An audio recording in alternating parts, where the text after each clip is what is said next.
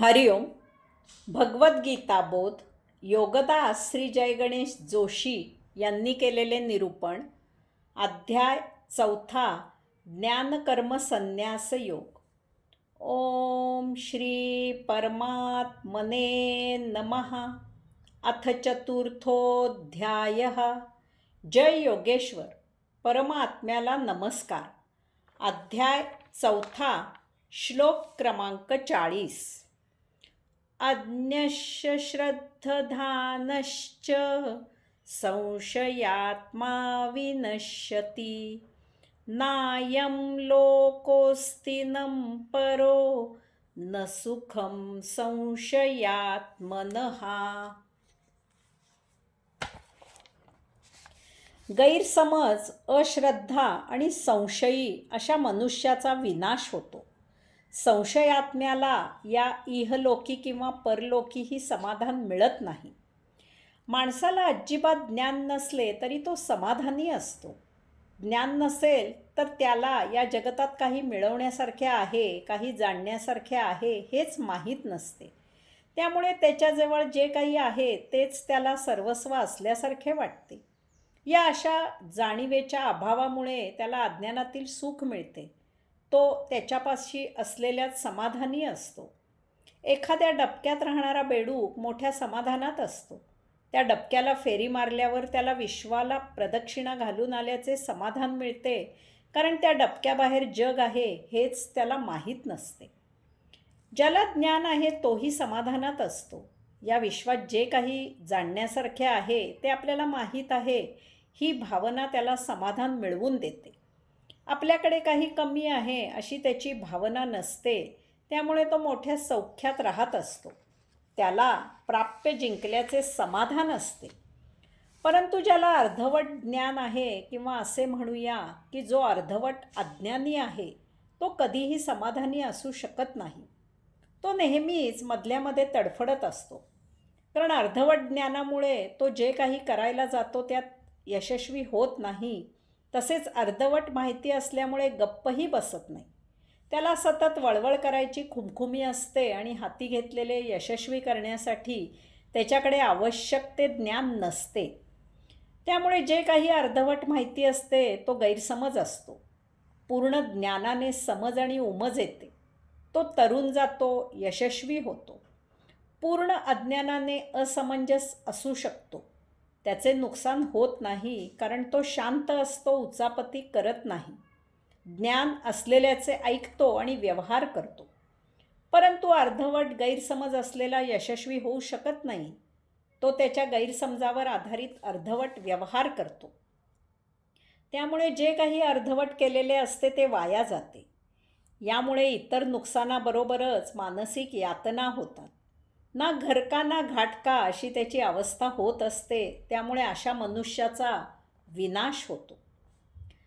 गैरसमज असलेला, अर्धवट ज्ञान असलेला जर अश्रद्ध असेल तर त्याच्यात काही सुधारणा होणे असंभव असते. कारण कोणावरही श्रद्धा नसल्यामुळे तो कोणाचे काही ऐकत नाही, किंवा कोणी काही सांगितले, उपदेश केला तर तो त्याला रुचत नाही. अश्रद्ध म्हणजे श्रद्धा नसलेला. श्रद्धा नसल्यामुळे तो कोणाच्याही अनुभवापासून काही शिकू शकत नाही.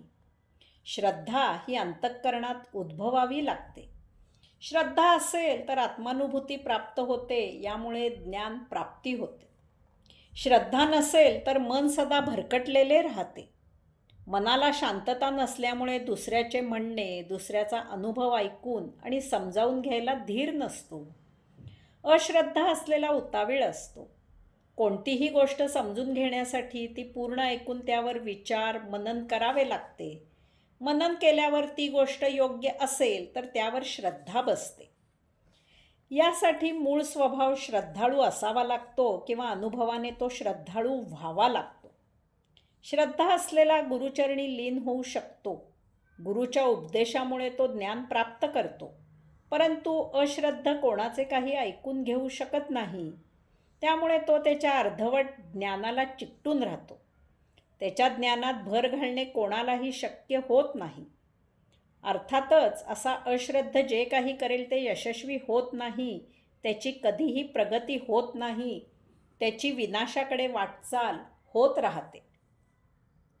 गैरसमज आणि अश्रद्धेच्या जोडीला जर संशयी स्वभाव असेल तर असा मनुष्य जाग्यावरच कुजून जातो. संशयाचे भूत एकदा का मानेवर बसले की ते उतरता उतरत नाही. संशयी मनुष्य जसा इतरांवर विश्वास ठेवत नाही तसाच तो स्वतःवरही विश्वास ठेवत नाही. एखादा ठोंब्या नुसताच उभा असावा आणि ऊन वारा पाऊस थंडी यामुळे तो गंजावा, सुकावा, वाळावा, काहीही उपयोग न होता आपोआप झिजावा आणि नाश पावावा, अशीच अवस्था गैरसमज, अश्रद्धा आणि संशयी मनुष्याची होते. गाडी सुरू असावी परंतु गिअर टाकू नये. अशा वेळी पेट्रोल संपले की गाडी आपोआप बंद पडते. गैरसमज, अश्रद्धा आणि संशयी मनुष्याचे आयुष्य असेच नुसतेच वाया जाते. त्याच्या हातून क्रिया होत नाही. कारण कसे करू, हे करू की ते करू यातच सर्व आयुष्य वाया जाते. तेल नाही आणि तूप नाही, हाती धुपाटणे राहते. संशय ही मनाची अवस्था आहे. संशय ही इतर इंद्रियांची किंवा अंतःकरणाची किंवा जीवात्म्याची अवस्था नाही. ही जीवात्मा आणि इंद्रिय यांच्या सीमारेषेवरील अवस्था आहे. म्हणूनच ती अर्धवट अवस्था असते. अंतःकरणातून कर्मप्रवृत्ती जागी होते. इंद्रिय कर्मप्रवृत्त होतात.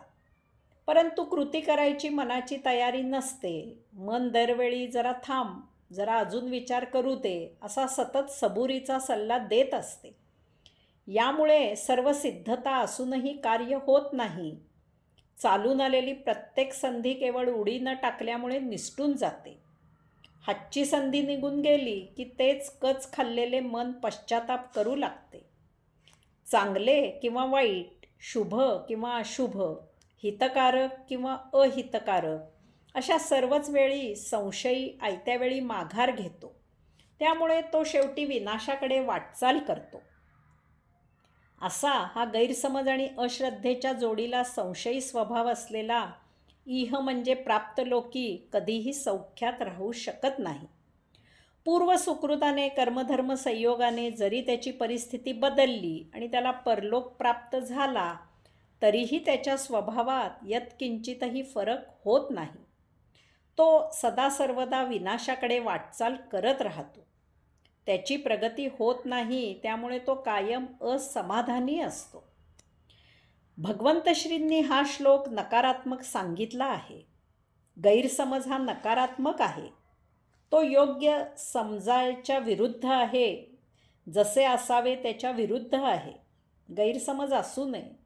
अश्रद्धा हा ही श्रद्धेच्या विरुद्ध आहे. अश्रद्धा नकारात्मक आहे. श्रद्धा असावी त्याच्या विरुद्ध अश्रद्धा आहे. अश्रद्धा असू नये. श्रद्धा असावी असेच आहे. तरच भगवंत प्राप्ती शक्य आहे. आध्यात्मिक प्रगती शक्य आहे. संशय हाही नकारात्मक आहे. संशय असू नये. संशयी स्वभाव आपल्याच प्रगतीत अडथळा ठरतो. भगवंत श्री पुढेही नकारात्मकच सांगत आहेत. गैरसमज, अश्रद्ध, संशयी असलेल्या मनुष्याचा विनाश होतो. तसेच ते पुढे सांगतात, संशयात्म्याला या इहलोकी किंवा परलोकीही समाधान मिळत नाही. हे सर्व नकारात्मक सांगण्याचे विशेष कारण म्हणजे हे 3 गुण असू नयेत असे भगवंतश्रींना सुचवायचे आहे. गैरसमज असू नये. त्यातून असलास तर संयम आणि विवेक ठेवून पूर्ण ज्ञान प्राप्त करावे आणि योग्य समज करून घ्यावा. तरच आत्मज्ञान प्राप्त होऊ शकेल. अश्रद्ध असू नये. परमात्म्यावर, गुरुवर, स्वतःवर, स्वतःच्या कर्मावर श्रद्धा ठेवावी. तरच कर्मयोग शक्य आहे. श्रद्धा नसेल तर जिणे अशक्य आहे. संशय असेल तर साधा व्यवहारही करणे शक्य होत नाही. रोजची साधी भाजी खरेदी करणेही शक्य होणार नाही. तेव्हा संशय सोडावा, विश्वास ठेवायला शिकावे. या योगे प्राप्त इहलोकी आनंदात कालक्रमणा करावी. आध्यात्मिक प्रगती करावी.